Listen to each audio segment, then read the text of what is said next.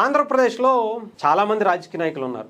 ముఖ్యంగా వాళ్ళల్లో రోజా గారిది సపరేట్ ఫ్యాన్ బేస్ కూడా ఉంటుంది అనుకున్నవాడికి.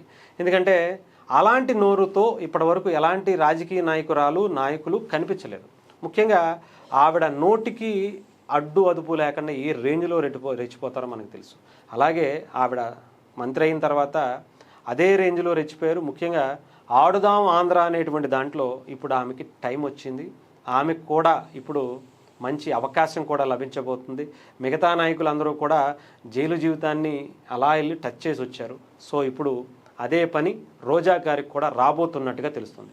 ఆడుదాం ఆంధ్రాకి సంబంధించినటువంటి స్కామ్ మనందరికీ తెలిసింది. ఆ టైంలో కూడా చాలా ఇష్యూస్ వచ్చాయి.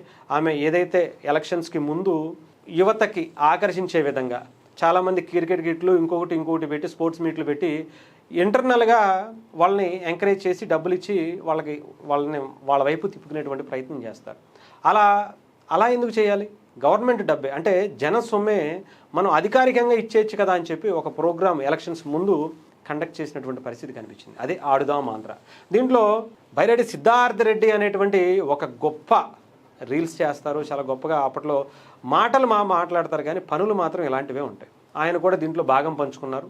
సో రోజా గారితో ఆయన కూడా ఇప్పుడు వెళ్ళబోతున్నట్టుగా, జైలు జీవితం అనుభవించబోతున్నట్టుగా కూడా తెలుస్తూ ఉంది. ఆడుదాం ఆంధ్ర అనేటువంటి ఆ స్కామ్లో ఇప్పటికే విజిలెన్స్ అధికారులు దాదాపు 1.5 ఇయర్గా జరుగుతున్నటువంటి ఆ ఇన్వెస్టిగేషన్లో 30,000కు పైగా ఆ పేజీలతో నిండినటువంటి ఆ రిపోర్ట్ని తయారు చేసి గవర్నమెంట్కి అందించారట. దీని మీద ఎలాంటి చర్యలు తీసుకోవాలి, ఎవరెవరు భాగం ఎంత ఉంది, వాళ్ళ పాత్ర ఏంటి, ఎలా చేశారు, ఎందుకు చేశారు అని సాక్ష్యాలతో సహా సేకరించి ప్రభుత్వం ముందు పెట్టారట.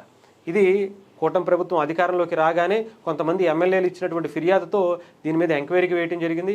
అప్పట్లోనే అరెస్ట్ అయిపోతారు వెంటనే అనుకున్నారు, కానీ అలా ఎప్పుడు కూడా కూటమి ప్రభుత్వం చేయట్లేదని చెప్పాలి. చాలా క్లియర్గా ఒక రిపోర్ట్, అంటే ఒక కమిటీ వేసి వాళ్ళకి పూర్తి ఆధారాలు సేకరించి దాంట్లో నిజాలు నిరూపణ అయిన తర్వాతే అప్పుడే వెళ్ళటం జరుగుతుంది ముందుకి. సో గతంలో జరిగినటువంటి ఇష్యూస్, పోసాని కావచ్చు, ఇంకొకటి కావచ్చు, ఇవన్నిటి మీద కూడా అయ్యే జరిగాయి.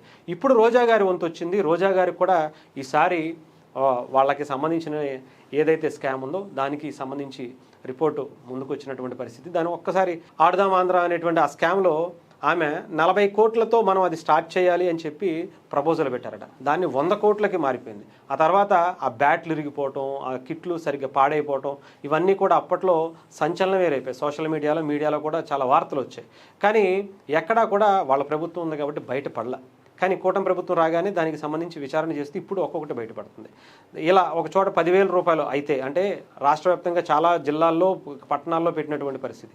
ఒక నియోజకవర్గంలో ఒక విలేజ్లో 10,000 అయ్యేటువంటి ఖర్చుని 20,000గా చూపించి, ఆ 10,000 మేము మా జేబులోంచి ఖర్చు పెట్టామని చెప్పించి దాన్ని 100 కోట్లకు చేసి ఈరోజు ఆ 10,000 ఇప్పుడు 100 కోట్లుగా అయ్యేటువంటి పరిస్థితి వచ్చిందట. దాంట్లో ప్రధానంగా ఎవరి ప్లాన్ చేశారు అంటే రోజా గారు, అలాగే బైరెడ్డి సిద్ధార్థ రెడ్డి గారి పేర్లే బలంగా వినిపించాయి. అలాగే కొంతమంది అధికారులు, ఐఏఎస్ అధికారులు, అలాగే దీని మీద కొంతమంది ఎంప్లాయీస్ కూడా దీంట్లో ఇరుక్కుపోయినటువంటి పరిస్థితి. ఇది కొత్త ఏం కాదు. జగన్మోహన్ రెడ్డి గారు, రాజశేఖర రెడ్డి గారు ఉన్నప్పటి నుంచి ఐఏఎస్ని, వాళ్ళకి సంబంధించినటువంటి శాఖల్లో ఉండేటువంటి వ్యక్తుల్ని ఇరిగించేసి వాళ్ళ జీవితాలు నాశనం చేసినటువంటి గొప్ప చరిత్ర ఉంది.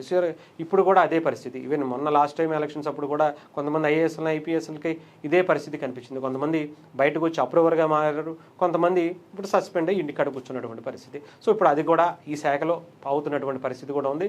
ఎవరెవరి మీద ఎలాంటి చర్యలు తీసుకోవాలి అనేది కూడా చాలా క్లియర్గా విజిలెన్స్ అధికారులు ఇచ్చినటువంటి రిపోర్ట్లో ఉంది. ఏంటంటే ఎవరైతే దీనికి ప్రధాన సూత్రధారులు, పాత్రధారులు ఉన్నారో ఆ సూత్రధారులకి ముఖ్యంగా రోజా గారు, అలాగే బైరెడ్డి సిద్ధార్థ రెడ్డికి క్రిమినల్ కేసులు పెట్టి వీళ్ళని అరెస్ట్ చేయాలి. అలాగే దీనికి రికవరీ చేయాలి. అలాగే ఇంకొకటి ఏంటంటే మిగతా ఎవరెవరు ఐఏఎస్లు అయితే ఎవరున్నారో, లేదంటే మిగతా దానికి సంబంధించినటువంటి ఆ శాఖలో చాలామంది ఉన్నారట. దాదాపు 600 మందిని విచారిస్తే దాంట్లో చాలామంది పాత్ర బయటకు వచ్చిందట. సో ఈ ఎంక్వైరీ అంతా కూడా పూర్తయ్యి ఇప్పటికే ప్రభుత్వం దగ్గరికి చేరింది. ప్రభుత్వం కూడా దీని మీద ఒక సిఐడి కానీ, మిగతా ఎవరైతే ఏసీబీ కానీ దీనికి ఇచ్చేటువంటి ఆలోచనలో ఉన్నారంటే వాళ్ళు దీన్ని ముందుకు తీసుకుంటే నెక్స్ట్ లెవెల్ మళ్ళీ ఇంకొక ఇన్వెస్టిగేషన్ చేస్తారా, అరెస్ట్ చేస్తారా, ఉన్నటువంటి ఆధారాలని కరెక్టా కాదని చెక్ చేసుకుని ఇంకా అస్త ముందుకు వెళ్ళేటువంటి పరిస్థితి అయితే ఉన్నట్టుగా తెలుస్తూ ఉంది. ఏదేమైనా అరెస్ట్ అయితే తప్పదు అనేటువంటి పరిస్థితులు అయితే కనిపిస్తున్నాయి. నిన్న పాపం అడవుడు చేసింది, పాపం ఆవిడ నోటుతో మళ్ళీ వాళ్ళని బెదిరించేటువంటి పని చేసింది. పవన్ కళ్యాణ్ గారి భార్యను బెదిరించింది, చంద్రబాబు నాయుడు గారి భార్యను బెదిరించింది, లోకేష్ గారి భార్యను కూడా ఆవిడ బెదిరించినటువంటి పరిస్థితి కనిపించింది. ఇప్పుడు ఆమెకే టైం వచ్చినటువంటి పరిస్థితి ఇప్పుడు కనిపిస్తూ ఉంది.